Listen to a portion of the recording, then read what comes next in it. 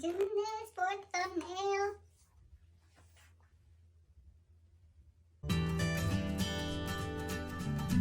Hey everybody, if you are new here, my name is Emily Paige Wilson and I'm a poet who also writes novels in verse for young adult readers.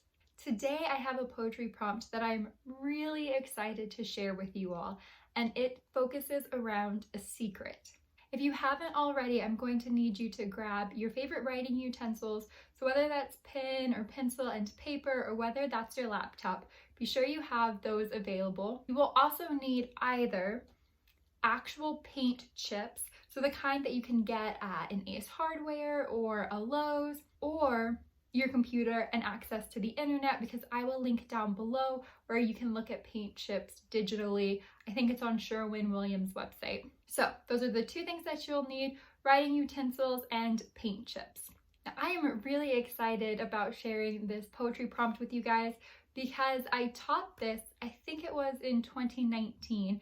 I was working as the poet in residence for the New Hanover County Public Library System in Wilmington, North Carolina, and I taught this lesson plan, this prompt, at the public library, and it went over so well. Everybody's poem came out so beautifully, and one person even was moved to tears writing their poem. And I think it's because it all centers on this secret, and this lesson plan, this poetry prompt, trusts in having a lot of disparate ideas come together to weave a really beautiful confession. So if the idea of sharing a secret feels too intimate to you, please don't worry. You're going to be the only person who reads your work. You're going to be the only person who reads your work unless you want to share it in the comments, which I think would be really cool, or you want to share it with me through my website, which I will leave linked down below. I would love for you to send me anything that you create in response to this prompt. So the first thing that I need you to do is to think and write down your secret. And I also need it, it's very specific, I need it to be addressed to somebody else. So your secret is something that you have never shared with somebody else. Now, it could be yourself if there's something that you haven't been able to confess to yourself, but I need there to be a very specific name. So for example, you could say something like, Brittany, I still love you, or Trevor, I've never forgiven you. It can be something really specific, and it doesn't even have to be something that feels like it holds a lot of emotional weight necessarily. It could be something like, Ashley, I cheated off your spelling test in the 2nd grade. Or it could be something like, Geetika, I still have a bottle of your old perfume. It could be a very soft, intimate detail, but something that you have been keeping secret that you've never shared with a particular person. So pause the video and take some time to think about this secret. Think about what it is that you need to tell somebody else that you've just never been able to, and make sure you name them specifically. It can be a secret to yourself if you want, but again, make sure that you have their name, comma, and then whatever that secret is. Okay, so I'm trusting that you guys are playing along fairly and that you have your secret written down, because the next step is built upon that first step. So now that you have your secret, what I need you to do is take your paint chips, or either go to sherwinwilliams.com, and I need you to look for the color that most closely matches your secret. So find the color that most closely is emblematic of how your secret feels. Now, maybe there's some people out there who are saying at this point, Emily, what the heck? What color is my secret? But I think that, if you're drawn to videos like this, if you're a subscriber to this channel, and if you're not, definitely do subscribe, because I'm starting to get close enough to 100 subscribers to start thinking about giveaways. But if you're drawn to channels like this and videos like this, I think you'll understand what I mean when I say find the color that matches your secret. It's kind of like when Yoga with Adrian says, find what feels good. So I'm just going through and playing on my own laptop. It's a little dirty. I'm just going through, and I played around with this a few days ago, and there was this very lovely yellow tone shade of gray called Allegory, which I thought would be really cool to pair with a secret. Let's see, we've got oleander, we've got azalea, we've got neighborly peach, we've got houseplant, that is a green, as I'm sure you would guess. We have skyfall, that's a blue. We have fountain, that could be a good one. Novel lilac, mineral deposit. I'm always drawn to the grays, I'm not sure why. Peppercorn is a good one. Sea serpent is a good one. We have alchemy, we have antiquity, those are both gold shades. That could be really cool. So just go ahead and play around and look at all the different colors and think about which one embodies your secret. So at this point, you should have your secret that you've written down, which contains the name of the recipient or the addressee, and you should also have your color. Okay, so you have those two things. If you're saying, Emily, I'm not sure where you're gonna go from here, don't worry, it will make sense. So the last part of this prompt is actually going to be spending a little bit of time with one of my favorite poems in Kaveh Akbar's collection, Calling a Wolf a Wolf. And if you don't mind, I'm gonna take the time to read it to you now. And I believe it was published online somewhere before this collection came out. So I will leave that link down below if I can find it, so you guys have the hard copy as well. That's not what hard copy means. So you can have your own digital access to it. And this poem is entitled Orchids Are Sprouting from the Floorboards. So as you listen, I think it's going to become clear how all of the different parts of this prompt will come together. Orchids are sprouting from the floorboards. Orchids are sprouting from the floorboards. Orchids are gushing out from the faucets. The cat mews orchids from his mouth. His whiskers are also orchids. The grass is sprouting orchids. It is becoming mostly orchids. The trees are filled with orchids. The tire swing is twirling with orchids. The sunlight on the wet cement is a white orchid. The car's tires leave a trail of orchids. A bouquet of orchids lifts from its tailpipe. Teenagers are texting each other pictures of orchids on their phones, which are also orchids. Old men in orchid penny loafers furiously trade orchids. Mothers fill bottles with warm orchids to feed their infants, who are also orchids themselves. Their coos are a kind of orchid. The clouds are all orchids. They are raining orchids.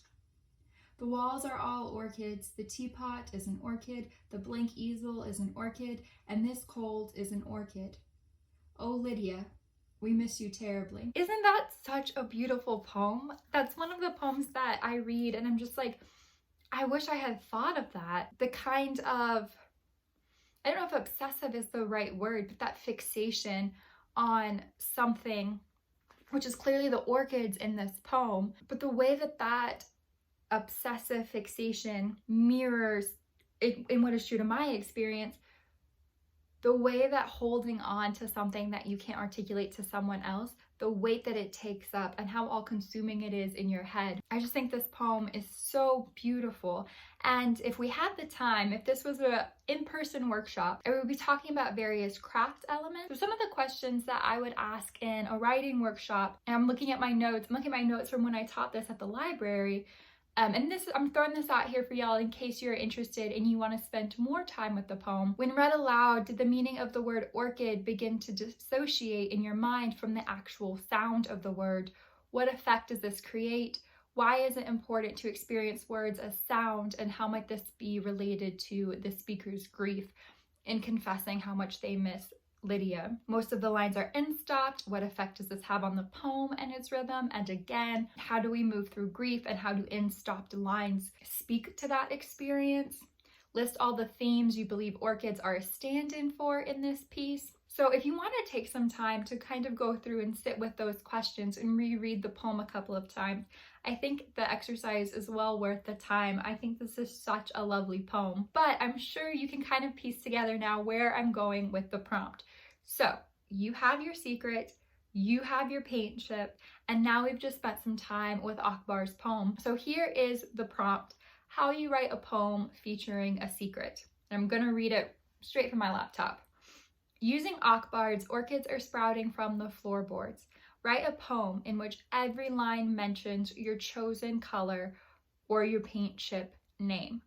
So if, for example, your paint chip is named linen, let's say you picked up kind of like a beige or a cream and it's linen, you can either use linen as the color name itself, the way that the word orchid can denote an actual color, or you can choose to make it the noun itself.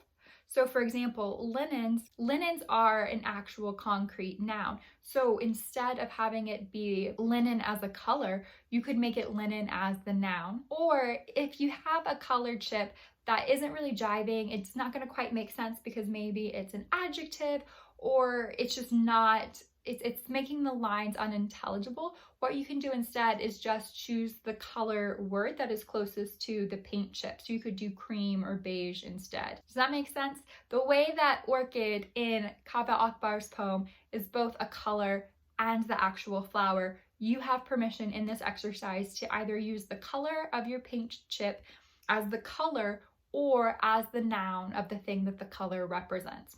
So like I said earlier, allegory would have been really cool, that gray shade. Alchemy would have been really cool. Think about that, like alchemy is sprouting from the floorboards. That's really cool. So using that color, share where your color is unexpectedly coming from, what it's doing, what it smells like, what things is it turning into. And then end your poem with that secret and with the person's name. So I had really quickly, just as an example, linens are washing the dishes, linens left the light on. When boiled, the rose hips brew linens. The linens want a wound to wrap around. Oh, Shelley, I still wash and fold your worn out socks. So it's just a quick example. But when I tell you that this prompt generated so much good work, it's one of my favorite prompts ever. And I think that's because Akbar's poem is so beautiful. I had a student who, I think he had picked up, his paint chip was Nile blue. And that was one of those that I was kind of worried about because you're using the place as a descriptor, the Nile River as a descriptor of the color blue, and I didn't know how it would translate on the page. And I asked him if he wanted to swap out his paint chips, knowing the assignment now. And he said, no, I really like it. And he had such a beautiful poem. The way that Nile blue kept being repeated, it sounded like an incantation. And it made sense in all of his lines. And I think he used that poem he drafted and wrote a song afterwards. I also had a woman who used succulents. She picked a green shade called succulents, and that worked really well, very similar to the orchid theme. But if you do write this poem and you do want to send it out to any journals or publish it anywhere, I would highly recommend that you include an epigraph and say that this is inspired by the Kaveh Akbar poem, Orchids Are Sprouting from the Floorboards, because we do want to be we want to have integrity in the work that we create, and we want to give homage to any poets who directly gave inspiration to our work. So I really hope that you enjoyed that prompt and hearing that poem if it was new to you. Like I said, please do 100% let me know if you write a poem based on this prompt. And like I said, I'll leave my website below.